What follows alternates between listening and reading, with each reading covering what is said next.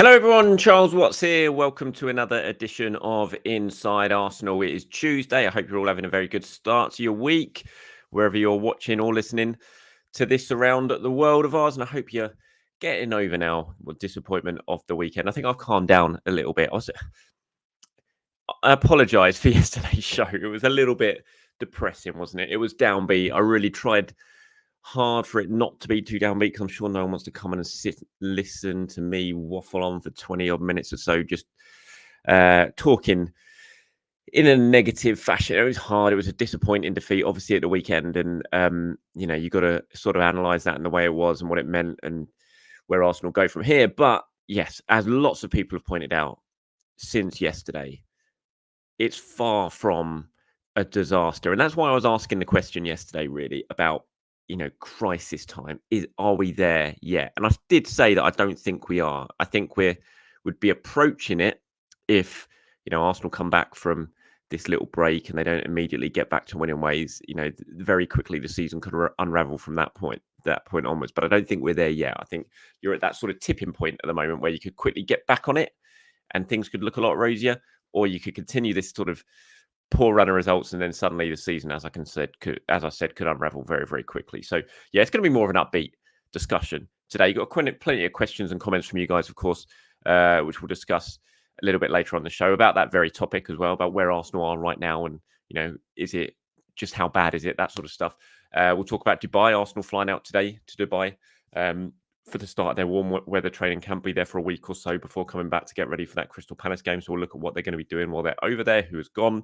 And also we're going to talk about Amadou Onana, who has been certainly in the headlines when it comes to Arsenal in the last 24 hours or so, with some very strong reports emerging from Belgium that Arsenal are looking, or more than looking, at the Everton midfielder, are in talks to sign the Everton midfielder. So we'll start with Onana, shall we? Which is a player who has been linked with Arsenal in the past. This is nothing new. Onana's been fairly consistently mentioned alongside Arsenal, as well as other clubs, for the past sort of 12 months or so, following his move to Everton. And big reports came out yesterday, sort of emerging from Belgium, that Arsenal were in talks with Everton. I think they were described as intensive talks with Everton. And that's obviously generated an awful lot of excitement and discussion and debate on amongst Arsenal fans since then about the potential of a move for Onana, who's a very talented player, of course. Just 22, midfielder who is, excellent at recoveries, at winning the ball back, at closing down. And, he's a talented player. I remember sitting there watching Arsenal play against Everton. It was Sean Dyche's first game, actually, that 1-0 defeat there last season. And Onana was monstrous in that game. It was a fantastic performance from him. It was impossible not to be impressed watching him play that game. He really dominated Arsenal in midfield. Clearly a hugely talented player. So, it's understandable to see him linked with Arsenal. But I and I hate to be the bearer of bad news, if that's what you would call this, but I wouldn't be getting too excited about the prospects of this happening, certainly in January. As far as I'm aware, nothing has really changed in the stance that I've been taking, and from what I've been hearing from conversations I've been having in terms of Arsenal, is just not to expect too much to go on this month. And potentially, if things do happen in this month, that it might not be in, the area where Onana plays, basically. So I wouldn't be getting overly excited about it. I'm not going to sit here and rule it out. That'd be stupid of me. He's clearly a talented player, and I'm sure Arsenal are looking to make some moves to bolster in midfield at some point. I'm sure Onana would probably be amongst the players they're looking at because he's such a talented player.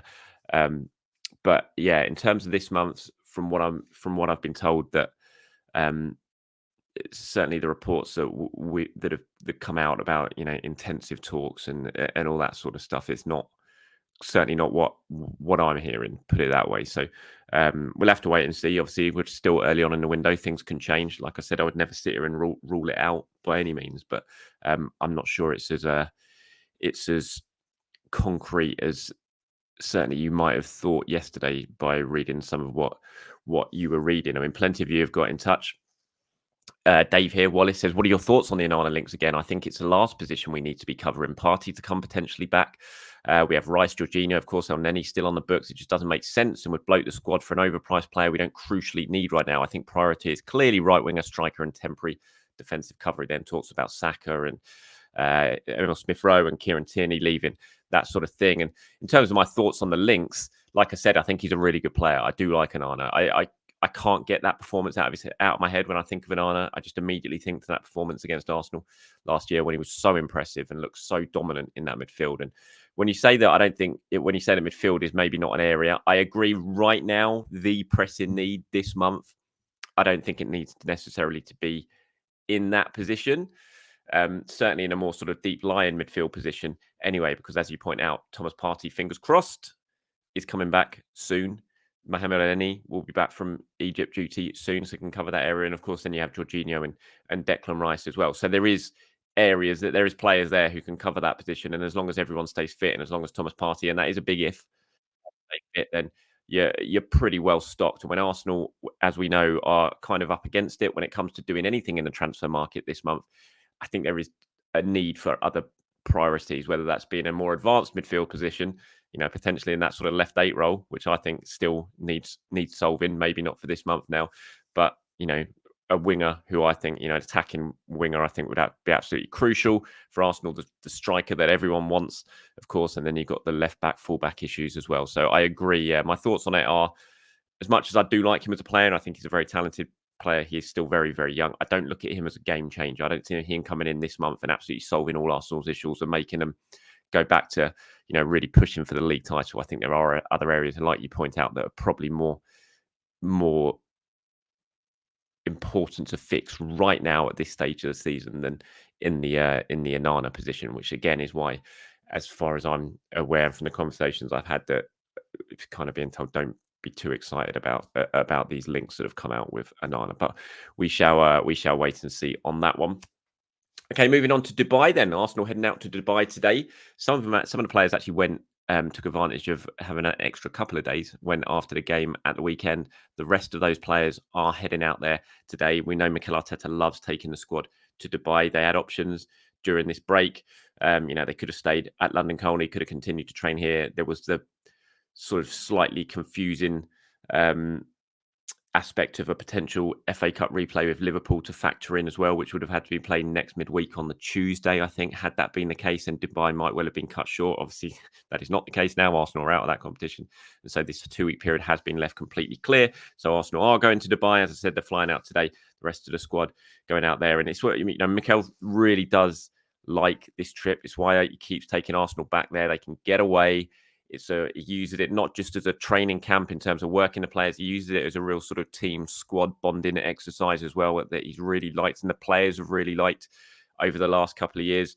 I remember when they came back the last couple of years, speaking to some of them, they all pointed out the sort of difference that it made and the impact it made and how it brought everyone together. And it kind of feels like this is a really good time of the season for it to happen for Arsenal, because they need that sort of time together, I think, right now, just to reassess, as Mikel's called it, a reset, that sort of thing. Just get everyone together, calm everyone down a little bit, take them away from the sort of spotlight that they're getting over here right now, and just calm everyone down, bring everyone back together, maybe get a few home truths out in the air, that sort of thing, and just reset and then come back and be ready to go again. Some of the injured players are heading over with the squad. I think obviously there was reports I saw, Thomas Partey going over Partey and Timber, and that is the case. But don't get excited. Don't think they're suddenly going to be joining in with the training, and that means they're coming back. It's not that. Mikel's taken the players over there because, as much as a training exercise as this is, as I said, it's a real squad bonding exercise as well. So that's why he wants the injured players to go over there to continue their rehab over there rather than stay here on their own. He wants everyone as a group together to try and just use this week or so as a chance to really bring everyone back together and get everyone going again when they come back. So yeah, don't be too excited thinking that this means that Thomas Partey is going to be back fit, that Partey and Timber is suddenly going to be playing at left back against Crystal Palace after the international break, or that it means that Gabriel Jesus is definitely fine with this knee injury, which again, all signs are at the moment, what we've been said is that it isn't a bad one. So hopefully he will be back soon, and it won't be one that ends up keeping Jesus out for a long time. But he's going over there Fabio Vieira is going over there. As far as I'm aware, Mikel's taking some academy players over there as well.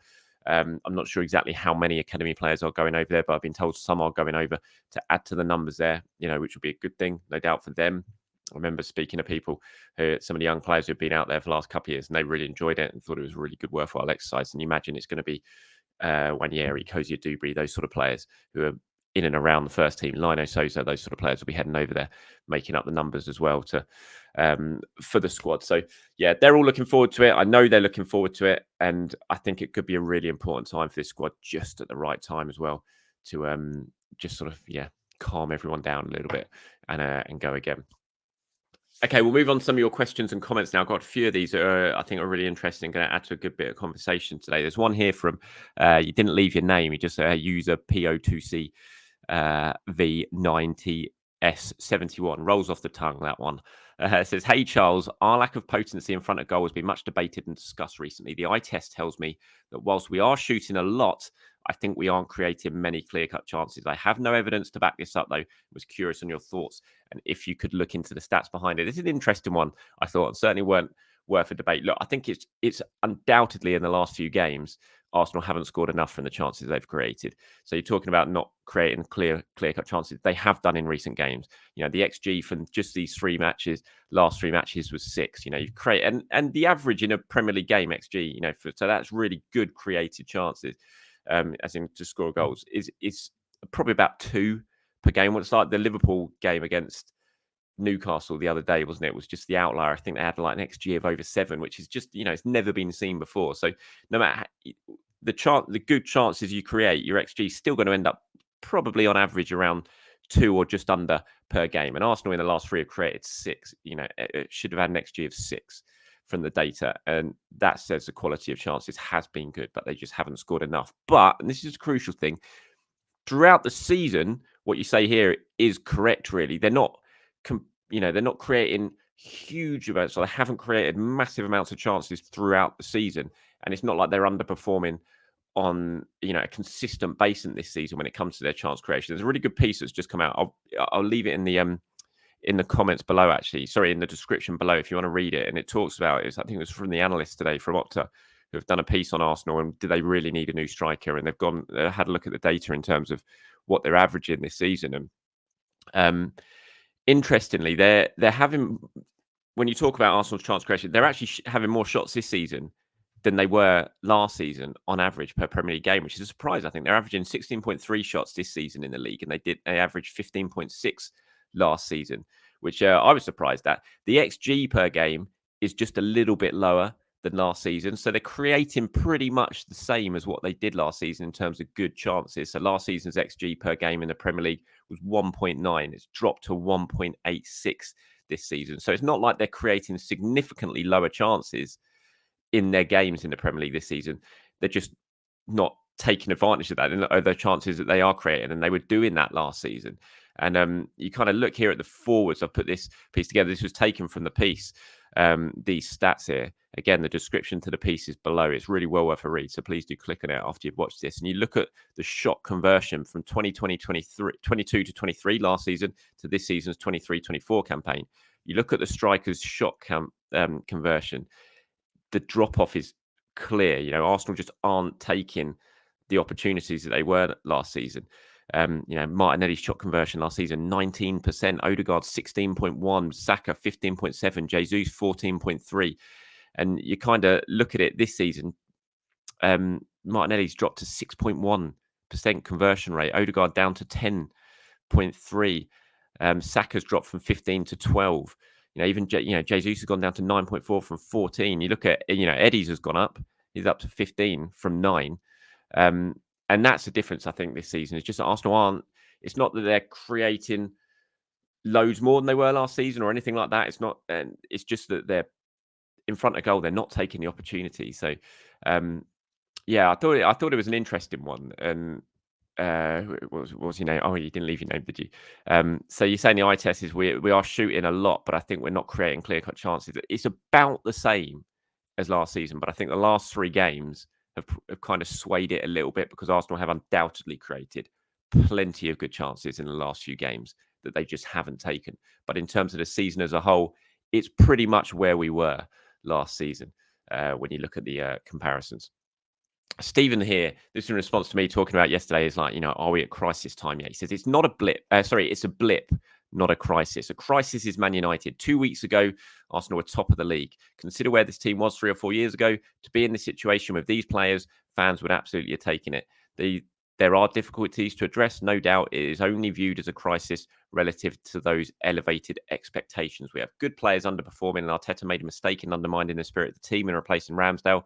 They have had a bad season, but it's no crisis. Imagine that a crisis season means 4th place. That's how far we've come in 2 seasons. This is kind of where I am, Stephen, and it's kind of what I said and discussed in yesterday's show. I wasn't ready to be in full-on panic mode. I'm not there yet. In terms of what this all means for Arsenal season, what this last 2-week period means for Arsenal season. So, but they need to respond very, very quickly to this to make sure it is just a blip and it doesn't turn into a crisis, because we're at that sort of tipping point now. I think with the falling 5 points behind in the league, being out of the FA Cup, you can't afford to let this run go on any further. Another 1, certainly 2 games, if you don't get back to winning ways quickly, then you're basically going to be staring at about a 10-point deficit in the league. And that's not what you want. Not when Arsenal had the ambitions that they had this season and the targets that they had this season. If they finished 2nd, 3rd this year, it's not a disaster by any means. It's not what we all wanted. I think we all would have wanted them to win the title. We all had hopes that they might challenge for the title after last season, but it's very difficult. It is the Premier League at the end of the day. So if you end up finishing 3rd in the Premier League, it's by no means a disaster by any means. But again, this is all down to the raised expectations, isn't it? You talk about what it was like 2-3 years ago. Of course, that is the case. But Arsenal now, the expectations have risen. And that is because of what they did last season. It is because of also the standards that Mikel Arteta sets and he talks about. He wants to be winning the title. So when the manager wants to be winning the title, when he talks about that, then we all have the expectation of them doing that. So it's kind of a balancing act, isn't it, in terms of being disappointed, but then also looking at the bigger picture about where Arsenal are right now. I mean, Alistair responded, said, "What are you on about, Charles? Apart from Fulham, the Christmas performances were excellent in all areas, apart from scoring. Obviously, that's critical, but our front 5 have done it before, and they can do it again. We've lost Timber and Partey virtually all season. That's limited our unpredictability and ability to set up differently. City always were favourites for the season, but no one has a young nucleus as good as Arsenal. The future's bright. Stop complaining." I don't think I was complaining, Alistair. And I think what you say there is what I said in the video yesterday, in yesterday's show. I said, I said the performances were good. I said it was impossible to sit here and analyze them and say it's not good performances. It was just the fact that they haven't been scoring. And that was frustrating. I was frustrated. I was disappointed. But, look, I'm not overly complaining. I just think this is football, isn't it? It's about analysing game by game. Yes, you look at it as a bigger picture, but also you look at what Arsenal's struggles are at the moment. And it's pretty obvious. It is scoring goals. And if you want to try and fix that and have the tools to fix that, but you can't, you have to look at why you can't. And that is going back to last season and the changes that were made, in the summer, and the decisions that the club made. I'm not sitting here complaining overly about it. I'm just giving my thoughts on it all. But yeah, thanks for getting in touch. We'll flick through one there. Mark here says, "We really need to help the players start enjoying football again. The strain and stress of being top has made them stop smiling," which got me thinking a little bit. I don't actually agree. I don't think, Mark, that there's players have stopped smiling now, but they've stopped smiling. I don't think it's because they're not enjoying their football. They're just not enjoying the results. They're elite footballers who want to win the title. So they're obviously not smiling when they don't win the game. And they're certainly not smiling when they don't win 3 games and they lose all 3 of them and go out of the FA Cup, as well as dropping off the pace in the league. That's what stopped them smiling. You go back to Anfield on December the 23rd or whatever it was at full time, when they just drawn 1-1 and at top of the Premier League at Christmas. They were all smiling then. You go back before that to when Declan Rice scored the winner at Luton and the celebrations on the pitch after the full-time whistle. They were all smiling then. So I don't think the players have lost their smile. I don't think there's any bigger picture to why the players have lost their smile and that they're not enjoying their football. I just don't think they're enjoying their results at the moment. And I think this trip to Dubai is a big part of trying to find, it's trying to calm everything down again. And like you said, that smile that maybe has been lost by these last 3 games, they will find that again. They will come back. They've certainly done that in recent trips to Dubai. I know they've come back and been feeling really good about themselves and enjoyed the trip. And hopefully, fingers crossed, that can be the case again. Gorgon, I think it says, Charles, last season, Miguel and the club did an amazing job cultivating a new culture and vibe at the Emirates. Is that vibe and energy still very present at the Emirates? From the telly, it doesn't seem to have the same level of emotion. Is this accurate read or not? You know, lots of people have been talking about this. It's been an ongoing theme of the season. The vibe is definitely different at the Emirates this season. There's no doubt about it. I don't think it has been awful, the atmosphere. You know, some people have been talking about it, it's been awful.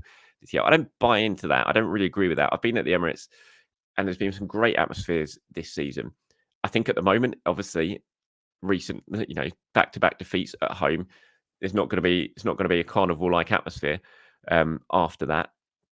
But there's definitely not. It's definitely dropped off from last season. But I think that was always going to happen. You know, last year everyone was riding this emotional wave together. Last year, everyone went into the season not expecting anything. Then suddenly it was like, whoa, we're in this. We've got this young team who are just overperforming beyond all of our expectations. Suddenly we're going for the title, and everyone was in it together, and it was just this unexpected joy of what we were seeing, and that obviously came out in the stadium, and everyone was together and on the same page. And it's very rare you get things like that, and that was never going to continue, on and on, season after season, because expectations change. And what they did last season, suddenly everyone came to this season not expecting a title charge. And so it's just a very different feeling. You're coming here expecting to see them win every game and to chase Manchester City down. And last year, it was very, very different. And so I think that hasn't helped. I think the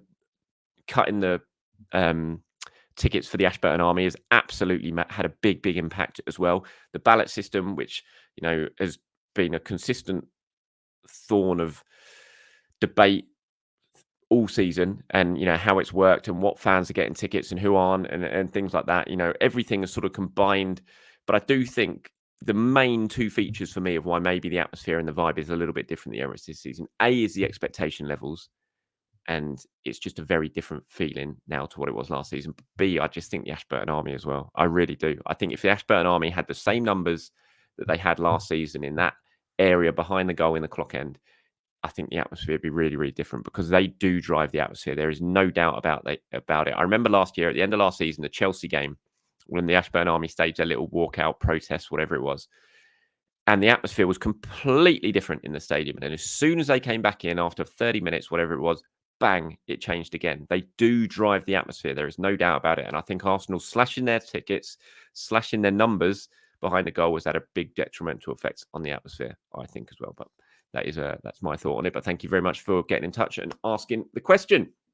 All right, that's it for today's show. Thank you very much for watching or listening, everyone. I hope it was a slightly more upbeat one than yesterday. Certainly, my tone of voice seems slightly happier than it was yesterday. Like I said, I've had another 24 hours to get over the disappointment of what went on Sunday night. So thanks for watching. Thanks for your time. As always, everyone, I'll be back tomorrow to do it all over again.